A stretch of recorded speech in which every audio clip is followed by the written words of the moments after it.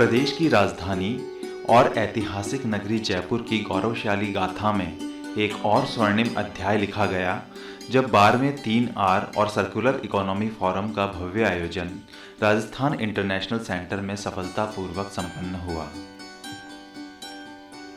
3 से 5 मार्च 2025 तक चले इस अंतर्राष्ट्रीय सम्मेलन में भारत सहित एशिया पैसिफिक प्रांत के 24 देशों के लगभग 200 प्रतिनिधियों ने भाग लिया। सतत शहरी विकास को नया आयाम देने के उद्देश्य से रिड्यूस, रीयूज और रिसाइकल के सिद्धांतों और जीरो वेस्ट की अवधारणा को केंद्र में रखते हुए इस मंच पर कई राष्ट्रीय और अंतर्राष्ट्रीय समझौतों पर हस्ताक्षर किए गए। इस भव्य आयोजन का शुभारंभ केंद्रीय आवासन एवं शहरी मामलों के मंत्री श्री मनोहर लाल खट्टर और राजस्थान के मुख्यमंत्री श्री भजनलाल शर्मा की गरिमामय उपस्थिति में हुआ। इस अवसर पर कई अन्य गणमान्य हस्तियां भी मौजूद थीं।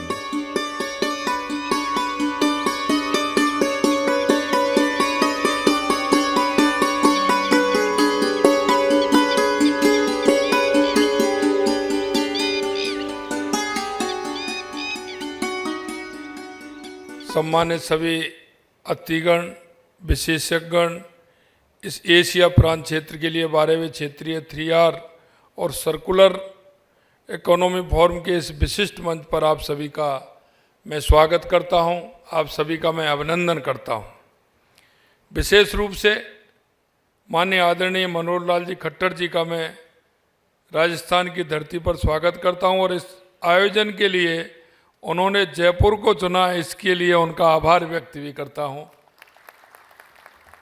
संसाधनों का संरक्षण एवं पुनर्चक्रण करना, पर्यावरण प्रदूषण को कम करना, संसाधनों की कमी को रोकना और आर्थिक विकास को बढ़ावा देना, संसाधनों के कुशल पुनः उपयोग हेतु सतत विकास के जिन लक्ष्यों के साथ आप काम कर रहे हैं वे मौजूदा समय की महती ज़रूरतें भी हैं। हम देख रहे हैं कि पिछले 50 वर्षों में प्राकृतिक संसाधनों को दोहन अभूतपूर्व रूप से बढ़ा है, उनका दोहन बहुत बड़ा है। 1970 के बाद संसाधनों का उपयोग लगभग 400% बढ़ गया है और अनुमान है कि अब तक ये 106 बिलियन टन के आंकड़े को भी पार कर चुका होगा। इसमें भी बढ़कर चिंता की बात यह है कि इनमें से 90% से अधिक संसाधन बर्बाद हो जाते हैं और केवल 8.6% ही वैश्विक अर्थव्यवस्था में वापस आ पाते हैं। यह स्थिति धरती को संकट में डाल रही है और जलवायु परिवर्तन, जैव विविधता की हानि एवं प्रदूषण जैसी समस्याएं गहराती जा रही हैं। एशिया प्रशांत क्षेत्र दुनिया का सबसे अधिक आबादी वाला क्षेत्र है। पूरी दुनिया में जितना विकास हो रहा है उसका 2/3 यहीं हो रहा है। लेकिन इस तेज आर्थिक प्रगति ने हमारे जंगलों को कम कर दिया, जल संसाधनों को कम कर दिया, जैव विविधता को खतरे में डाल दिया। इन चुनौतियों से निपटने के लिए सर्कुलर इकोनॉमी की अत्यंत प्रभावी तरीका है, क्योंकि आज के समय में आप देख रहे हैं औद्योगिकरण के कारण या हमारी आवश्यकता के कारण हमारे घटते हुए जंगल, घटते हुए हमारे पहाड़, सिकुड़ती हुई हमारी नदियाँ, ये हमारे वायुमंडल पर बहुत प्रभाव डाल रही हैं। हमने इसके संरक्षण के लिए निश्चित रूप से काम करना है। हमारी संस्कृति में हम पहाड़ों को भी पूजते हैं, हम नदियों को भी पूजते हैं, हम वृक्षों को भी पूजते हैं और इसीलिए हमने इन सभी में देवता का वास भी मानते हैं। आपको ये जानकर खुशी होगी कि राजस्थान पहला राज्य है जिसने ग्रीन बजट पेश किया है और उसमें 27,854 करोड़ रुपए ग्रीन परियोजना के लिए निर्धारित किए गए हैं। 250 करोड़ रुपए के निवेश के साथ सर्कुलर इकोनॉमी पार्क और स्वच्छ एवं हरित तकनीकी विकास केंद्र स्थापित किए जा रहे हैं। हम सर्कुलर इकोनॉमी इंसेंटिव स्कीम लेकर आएंगे जो हमारी MSME और स्टार्टअप को 2 करोड़ रुपए तक की सहायता देगी। इसके साथ ही राजस्थान व्हीकल स्क्रैपिंग पॉलिसी पुराने वाहनों के निष्पादन को बढ़ावा देगी। साथ ही हम अन्न शून्य अपशिष्ट समाज का सपना साकार करने के लिए सर्कुलर इकोनॉमी की अलायंस नेटवर्क की स्थापना के जरिए सरकार, निजी क्षेत्र और शिक्षण संस्थाओं के बीच सहयोग को बढ़ावा देगी। मित्रों, भारत के लिए अत्यंत गर्व का विषय है कि 12th regional 3R and circular economy forum in Asia and the Pacific यहाँ जयपुर में आयोजित किया जा रहा है। मित्रों, इसी कड़ी में भारत ने स्वच्छ भारत मिशन को 2 अक्टूबर 2014 प्रधानमंत्री जी ने शुरू किया था और उस समय जब पहला प्रोग्राम उन्होंने रखा ODF का, देश के 15 अगस्त के लाल किला के भाषण में प्रधानमंत्री ने जब इसकी घोषणा की, उस समय लोग बहुत हैरान थे कि प्रधानमंत्री जी ने कौन सा विषय पकड़ लिया, ये प्रधानमंत्री जी के लेवल का थोड़ा ही है। लेकिन वही विषय आज देश और दुनिया के लिए कितना महत्वपूर्ण बना है। आज 10 करोड़ नए शौचालय गांव गांव को सबको ODF करना, ये बहुत बड़ा एक ऐसा अचीवमेंट आज हमारा है जिसको हम गर्व से लोगों के सामने रख सकते हैं।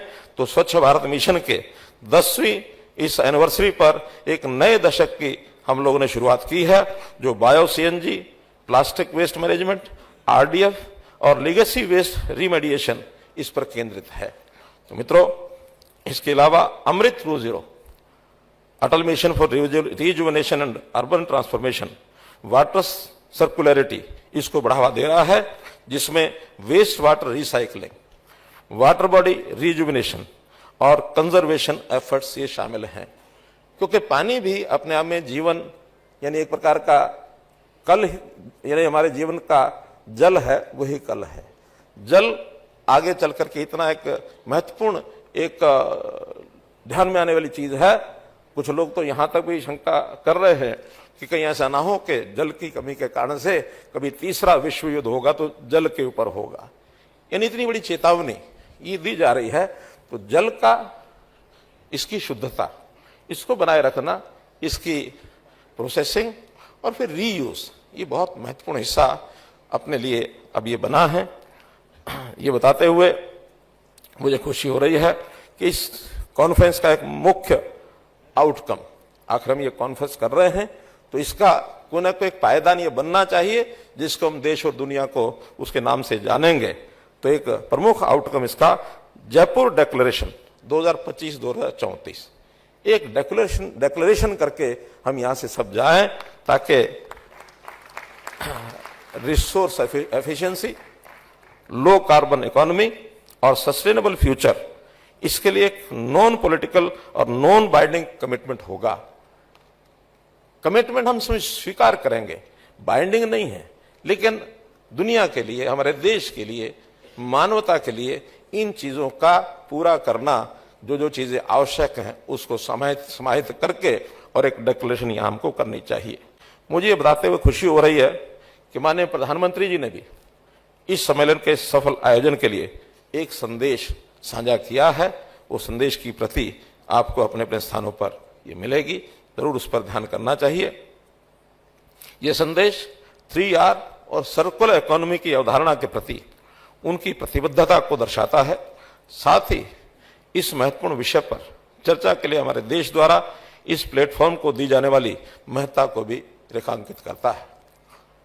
माननीय प्रधानमंत्री जी के विजन को आगे बढ़ाने के लिए, उनके विजन को आगे बढ़ाने के लिए मैं एक नए प्लेटफॉर्म का प्रस्ताव रखता हूं और वह है सिटीज कोलिशन फॉर सर्कुलरिटी अर्थात C3। अभी हम 3R पर काम कर रहे हैं, अब हम C3 पर काम करेंगे जिसका नाम सिटीज कोलिशन फॉर सर्कुलरिटी अर्थात 3C होगा, जो नॉलेज, टेक्निकल एक्सपर्टाइज और बेस्ट प्रैक्टिसेस को साझा करने के लिए एक multi stakeholder, multinational alliance है। आपसे अपील करता हूं कि इसे अवश्य प्रचलित करें। यह जयपुर डिक्लेरेशन की भावना के अनुरूप होगा। मैं सदस्य राष्ट्रों से आग्रह करता हूं कि वे इन 3 दिनों के दौरान चर्चा करें कि हम इस प्लेटफॉर्म को किस प्रकार बेहतर तरीके से डिजाइन कर सकते हैं ताकि हमारे सिटीज और अन्य स्टेक होल्डर्स को इसका लाभ मिल सके। आदरणीय खट्टर साहब, आपकी उपस्थिति में आज ये कार्यक्रम हो रहा है। इस कार्यक्रम में जीरो वेस्ट सोसाइटी और सर्कुलर इकोनॉमी से संबंधित योजना एवं बुनियादी ढांचे के विकास पर गहन चर्चा कर 3R एवं सर्कुलर इकोनॉमी पर जयपुर डिक्लेरेशन भी जारी किया जाएगा। उक्त डिक्लेरेशन आगामी 10 वर्ष 2025-2035 के लिए मान्य होगा। माननीय प्रधानमंत्री हमेशा सर्कुलर अर्थव्यवस्था के प्रबल समर्थक रहे हैं। उन्होंने एक स्थायी और आत्मनिर्भर भारत के निर्माण में इसकी महत्वपूर्ण भूमिका पर निरंतर जोर दिया है। UNFCCC के COP26 में माननीय प्रधानमंत्री जी ने 2070 तक नेट जीरो एमिशन के लक्ष्य को प्राप्त करने सहित 5 पंचामृत लक्ष्यों की घोषणा की।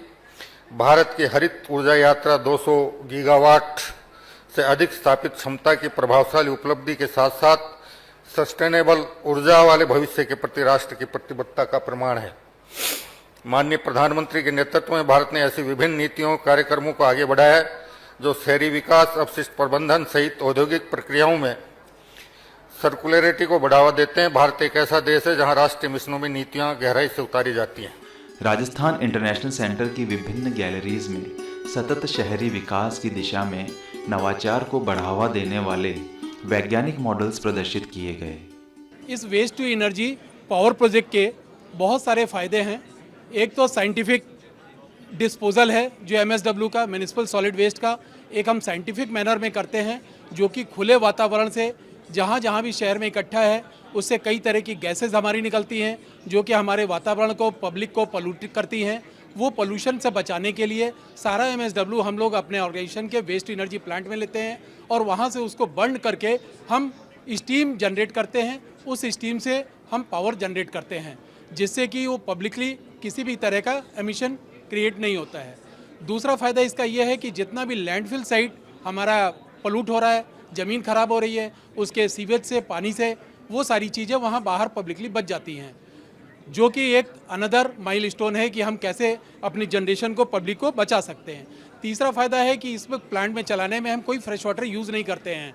इसको चलाने के लिए हम STP प्लांट से पानी लेते हैं, उसको ट्रीट करते हैं और वापस हम उसको अपने DM वाटर जनरेट करके प्लांट में यूज़ करते हैं और उसको जीरो लिक्विड डिस्चार्ज पर पूरे प्रिंसिपल पे हम ये काम करते हैं।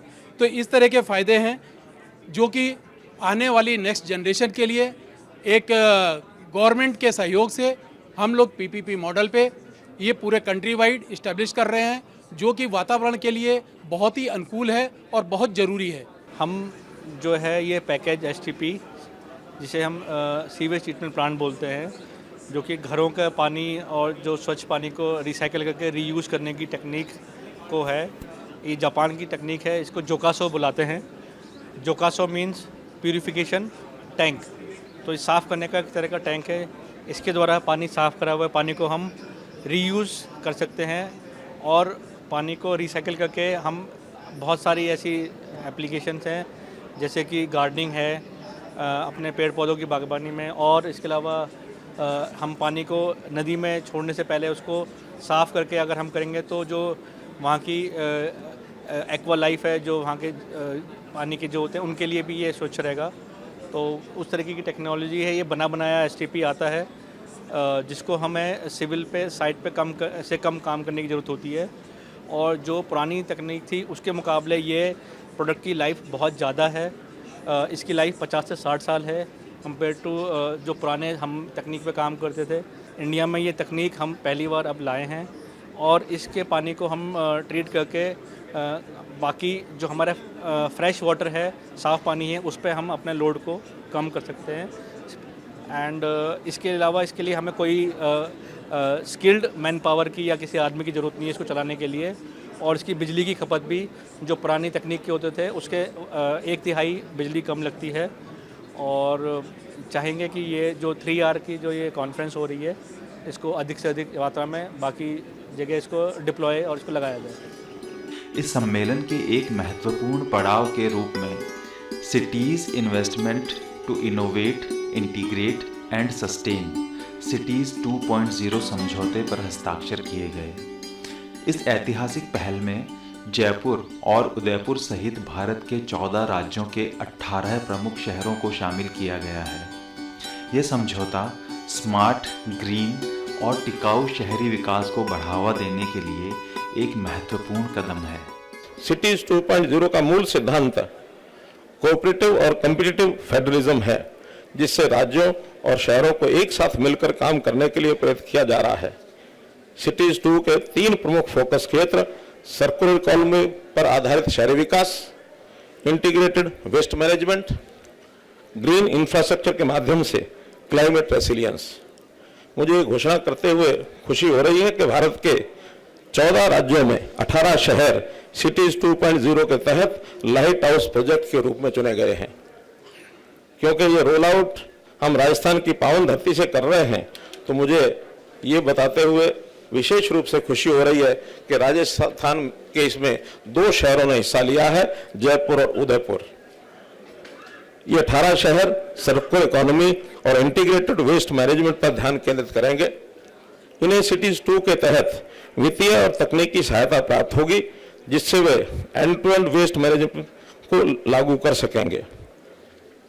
मैं 18 शहरों से आग्रह करता हूं कि वे वेस्ट मैनेजमेंट की चुनौतियों का सक्रिय रूप से समाधान करें। और एक जो नया प्रोजेक्ट हमने शुरू किया है, सुपर स्वच्छ लीग। अब ये सुपर स्वच्छ लीग की भी पिछले दिनों में कल्पना इस प्रकार से आई थी कि कुछ शहरों के मेयर्स, वहां के अधिकारी मिलते थे कि जब हर बार फर्स्ट इंदौर और सूरत नहीं आना है तो हमको मेहनत क्यों करनी है। उसी में से विषय आया कि हम ऐसे जो फर्स्ट सेकंड थर्ड 4 कैटेगरीज हैं शहरों की बनाई गई, 4900 के लगभग शहर हैं। उन चारों कैटेगरीज के first second third of last 4 years ऐसे सब लोगों को एक सुपर स्वच्छ लीग इसमें शामिल कर देंगे, ताकि इस लीग के बाद जो फर्स्ट सेकंड थर्ड आएंगे कंपटीशन में उनको भी अवार्ड मिल सके, ताकि हर बार फर्स्ट सेकंड थर्ड और लोग भी आ सकें। और फिर ये जो 4 सुपर स्वच्छ लीग होंगे, इनमें जो भी 5, 10, 12 जितने शहर होंगे उनका कंपटीशन आपस में होगा। और आपस में होने के बाद अगर उसमें कोई पिछड़ेगा तो उसको बैक टू द पवेलियन, यानी जैसे लूडो का खेल खेलते हैं, सीढ़ी पर चढ़ते हैं और सांप से नीचे आते हैं, तो उसमें पीछे रह जाएगा बैक टू द पवेलियन। फिर वो नीचे जाके फिर से compete करेगा, फिर फर्स्ट सेकंड थर्ड में आएगा तो सुपर स्वच्छ लीग में जाएगा। इस तरह हर बार सुपर स्वच्छ लीग में कुछ एंटर करेंगे और कुछ बाहर जाएंगे। आज एक नया कंसेप्ट सेक्रेटरी साहब से मैं बात कर रहा था कि ये जो हमारा C3 में जो सिटीज का आपस में कोऑर्डिनेशन का यानी सर्कुलरिटी पर जो बना है, इसको क्यों नहीं हम इंटरनेशनल लेवल पर, जो हमारा ग्लोबल लेवल पर हो रहा है, उसके अलावा अपने जो शहर हैं, खास करके सुपर हमारे स्वच्छ लीग के जो सिटीज हैं, इनको एक एक ऐसे शहर के साथ जोड़ा जाए जो रैंकिंग में सबसे कमजोर रह गए हैं। और आगे से वो जो सुपर स्वच्छ शहर जो उस लीग के मेंबर होंगे उनका और जो उन्होंने अडॉप्ट किया शहर, उसकी रैंकिंग को मिला करके और उनको नंबर दिए जाएंगे, ताकि ये जो फर्स्ट आने वाला है इसको ये वहम ना हो जाए कि मैं हमेशा के लिए फर्स्ट हूं। इसको जो कमजोर से कमजोर एक शहर मिला है उसको स्वच्छ अपने लेवल पर लाने की जिम्मेदारी भी इसकी है। अगर दोनों का मिला के रैंकिंग में पीछे हो गया तो ये दोनों के दोनों फिर नीचे जाएंगे और अपने आप को कंपीट करेंगे। अपने यहां एक अंत्योदय का सिद्धांत है, तो जो आगे पहुंच गया, जो अंतिम रह गया है, उसकी सहायता करना।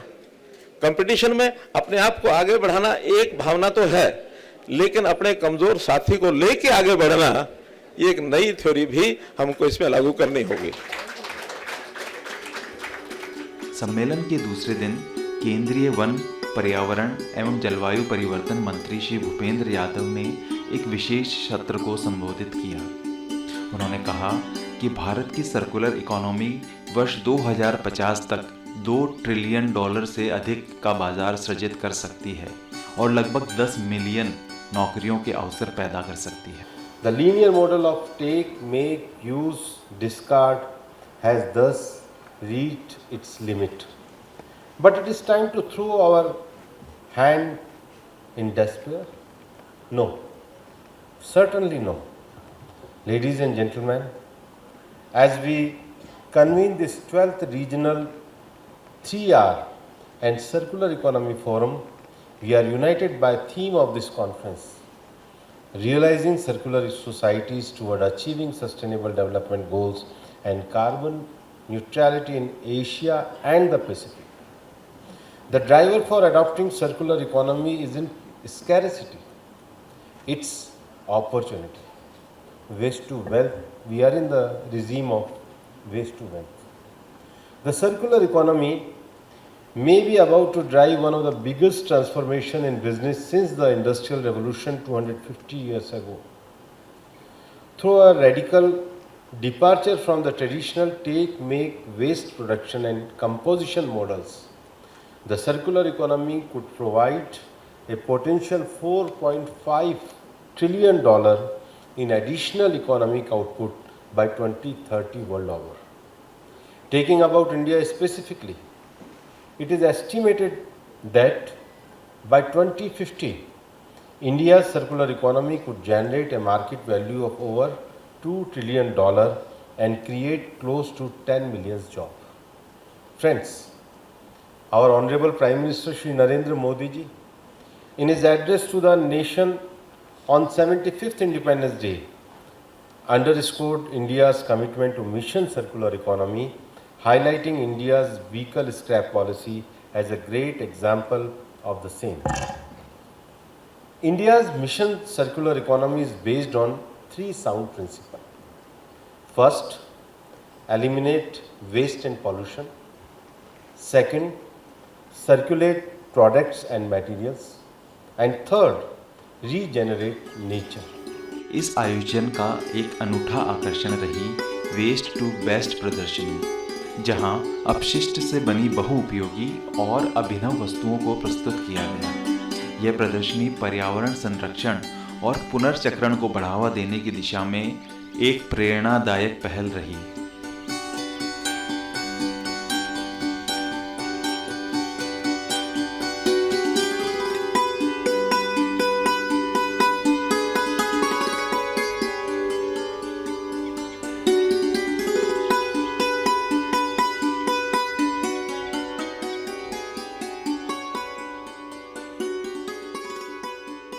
मेरा नाम वैशाली बियानी है एंड मैं कानपुर उत्तर प्रदेश को बिलोंग करती हूँ।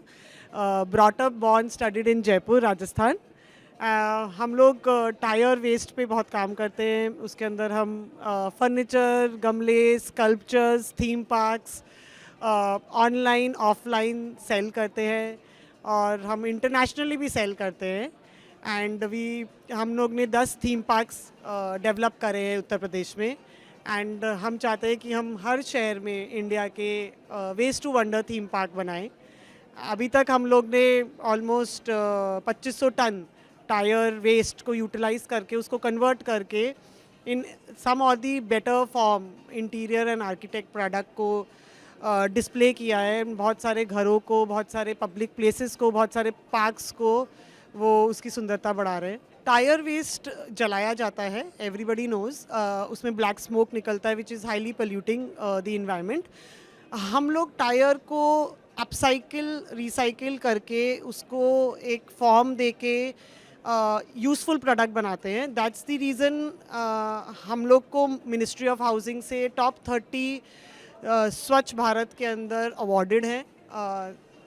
हम लोग सर्कुलर इकनॉमी जिसके थीम पे ये फोरम हो रहा है उसमें हम एप्ट इसलिए हैं क्योंकि हम वेस्ट को यूटिलाइज करते हैं और उसको एंड जगह एज अ फाइनल प्रोडक्ट पहुंचाते हैं। हेलो सर, मेरा नाम राधेश है और मैंने 6th natural woollen fibre invent किया है by upcycling of chicken butchery waste. अगर आप ये देखें कि इंडिया में तकरीबन 65% लोग चिकन एज अ फूड खाते हैं, तो जब आप किसी चिकन शॉप में जाते हैं तो आपको 650 ग्राम चिकन खाने वाला मिलता है। 350 ग्राम जो होता है वो जो वेस्ट होता है वो वर्ल्ड का 3rd लार्जेस्ट वेट वेस्ट है, largest and dangerous wet waste है, जो कि 6 घंटे में ख़राब हो जाता है। हाँ, और ये लैंडफिल और वाटर बॉडीज़ में 32.17% का वाटर पोल्यूशन का डायरेक्टली कॉज है। हम इस कचरे को उठाते हैं, इसको 27 नेचुरल स्टेप सैनिटाइजेशन प्रोसेस से प्रोसेस करके हम फेदर तक लेके आते हैं। फेदर से फिर हम ये पल्प बनाते हैं, पल्प से हम ये धागा बनाते हैं, धागा बना के इसमें से 12% जो पार्ट है वो स्पिनेबल है, जिससे हम फैब्रिक बनाते हैं। Okay. Hello. So we have developed the world's first recycling machine for used sanitary pads. This machine is completely designed and patented in-house, and this machine is able to extract the raw materials of the sanitary pad, which is pulp and plastic. This pulp and plastic is completely sanitized and can be reintroduced into the ecosystem. So this notebook that I have here is made from a once used sanitary pad. So this is made from the extracted pulp that we have gotten from the machine from a used sanitary pad. And this plant pot that you see, this pot is made from the extracted plastic from the sanitary pad. So traditionally sanitary pads are getting incinerated and landfilled, and which is very bad for the environment because of the plastic that are there in sanitary pads. They lay in the environment for almost 800 years. But with recycling, we are able to derive value out of a product that was once considered waste. मेरा नाम जमीला है, मैं J&K state से हूँ, district Baramulla, ULB वत्रगाम। हमें आज RSCI वालों ने एक ऐसा प्लेटफॉर्म दिया है जो कश्मीर के लिए नामुमकिन है, नामुमकिन सोचना भी इम्पॉसिबल है। यहाँ तक अब कश्मीर वाले आ गए, ये तो सबसे बड़ी बात है। यहाँ पे हमें प्रमोट किया जा रहा है कि एक औरत इस ज़माने में इंडिपेंडेंट, अगर उसका चाह हो करने की, वो इंडिपेंडेंट आराम से रह सकती है। कुछ भी करने के लिए यहाँ पे कोई भी काम होगा, जैसे हैंडीक्राफ्ट है, आर्टिजन्स हैं, जो भी उसके हाथ में जो भी उसको आता होगा, तो आजकल की सरकार जो उनको बहुत प्रमोट कर रही है। हमारा डिपार्टमेंट जो है न्यूलम नेशनल अर्बन लाइवलीहुड मिशन, तो वो हमें सपोर्ट करता है कि हम जैसी महिलाएं आगे बढ़े। इससे पहले था कि हमारे जे.एंड.के में सेल्फ हेल्प ग्रुप का कोई वजूद ही नहीं था, कुछ भी नहीं, लोग दूसरे इंटेंशन देख रहे थे। आज वही सेल्फ हेल्प ग्रुप के लिए एक इमेज बन गई है। इससे पहले तो वहाँ पे कोई गलत नज़रिया, गलत रवैये से देखते थे। आज उस सरकार ने ऐसा स्टेप लिया है कि आज सेल्फ हेल्प ग्रुप जो औरतें हैं, महिलाएं हैं, ये खुद अपना रोज़गार चुन सकती हैं। इसमें बहुत सारी हमारे पास हैंडीक्राफ्ट के वाले होते हैं, सोजनी वाले होते हैं, तलावर्क होता है, जो हमारी कश्मीर में एक पहचान होती है, तो हम वो उसको आगे बढ़ाने में पूरी कोशिश कर रहे हैं। कार्यक्रम के अंतिम दिन प्रतिभागी देशों ने सर्वसम्मति से जयपुर घोषणा पत्र जारी किया, जो अगले 10 वर्षों तक प्रभावी रहेगा। इस महत्वपूर्ण घोषणा की औपचारिक घोषणा केंद्रीय मंत्री श्री मनोहर लाल खट्टर ने वीडियो कॉन्फ्रेंसिंग के माध्यम से की। Esteemed delegates and the participants, the Jaipur Declaration has been unanimously adopted by the member countries. A guidance document has been prepared to suggest indicative strategies to countries as per national policies, circumstances, and capabilities.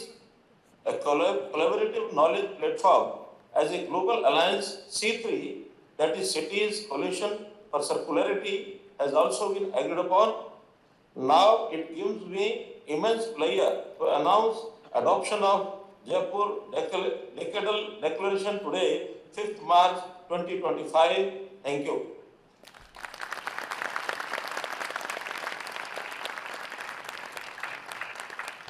Promoting the circular economy is about actually promoting the way that so often we used to do things. And it's far more energy efficient and far more economically efficient. So I'm very pleased to see that we're reaching such a high level of awareness of this issue.